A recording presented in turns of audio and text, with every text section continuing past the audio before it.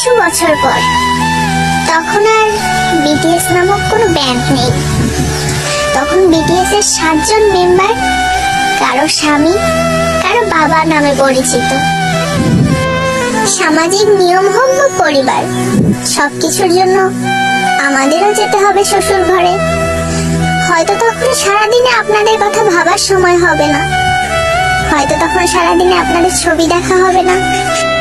সারাদিন হাজারো ব্যস্ততার পরে যখন ক্লান্ত শরীর প্রশান্তি চাইবে, তখন বিছানায় শরীর এলিয়ে দিয়ে বালিশে মাথা দিয়ে আপনাদের কথাই আগে মনে আসবে। হয়তো চোখ থেকে গড়িয়ে পানি পড়বে, হয়তো স্বামী পাশ থেকে ডেকে জিজ্ঞেস করবে কাঁদছো কেন। বুকে পাথর রেখে আর মুখে সত্য লুকিয়ে বলতে হবে হয়তো বাবা মায়ের জন্য